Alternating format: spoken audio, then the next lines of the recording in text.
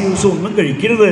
അതാണ് പ്രധാന. തലേ ദിവസം ദശമി ദിവസം പതിവ് പോലെ എഴുന്നേറ്റ് പതിവ് പോലെ എന്നും നേരം വൈകിട്ട് കുളിക്കൂല ജപിക്കൂല, അങ്ങനെയല്ല. യോഗ്യന്മാരായിട്ട് ആളുകൾ 7 താഴേക്ക് ഉൽകാൻ കാലത്ത് നിൽക്കുക, കുളിക്കുക, നിത്യ അനുഷ്ഠാനങ്ങൾ, ദിനചര്യകൾ.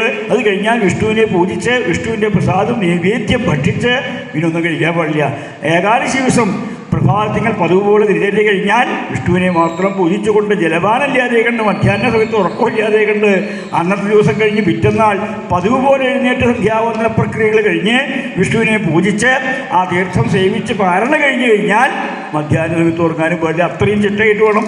ശരിക്കും അങ്ങനെയാണ് വേണ്ടത്. അത് സാധിക്കാത്തവർക്ക് വിഷ്ണുവിനെ നിവേദിച്ച നിവേദ്യം ഭക്ഷിച്ചും എന്തെങ്കിലും കഴിച്ചു കൂട്ടിയിട്ടെങ്കിലും ജീവിതം രക്ഷിക്കണമല്ലോ, ജീവിതത്തിന് ജീവനെ രക്ഷിക്കണമല്ലോ, അതിനുവേണ്ടി ചെയ്യാമെന്നല്ലാണ്ട് അതൊക്കെ രണ്ടാമത്തെ പക്ഷമേ. ശരിക്ക് ഒന്നും ഭക്ഷിക്കാതെ കണ്ട് ഭഗവാനെ സേവിച്ച് കഴിയുക.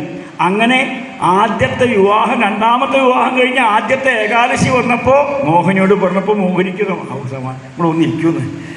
ഇനി എത്ര നേരം ഇങ്ങനെ അമാന്തിച്ചാൽ പറ്റും? ഒരു കാര്യത്തിന് വേണ്ടി യാത്രയൊക്കെ പറഞ്ഞു ഒറ്റയ്ക്ക് നടക്കരുത്, തട്ടിക്കൊണ്ടുപോകണ കാലം ഇല്ല. എന്ത് സംഭവിക്കാം? ഇപ്പം ഞാനൊക്കെ എൻ്റെ വേണ്ടി കാര്യമില്ല. അപ്പോൾ ഇന്ന ആളെ ഇന്ന പ്രായമില്ല, വയസ്സായി വൃദ്ധയിന് വേണ്ടി എന്ത് ചെയ്യാനായിട്ടുണ്ട്? ചോദിക്കാനും പറയാനും ആരുമില്ല. കാരണം പീഡിപ്പിക്കുക സമ്പ്രദായം. അതുകൊണ്ട് ഇവിടെ ഒന്നും ആരും പീഡിപ്പിക്കാൻ പറ്റില്ല. എവിടെയൊക്കെ നമുക്ക് സുരക്ഷയ്ക്ക് വിചക്ഷന്മാരായിട്ടുള്ള യോദ്ധാക്കളും യോഗ്യന്മാരൊക്കെ ഉണ്ടെങ്കിലും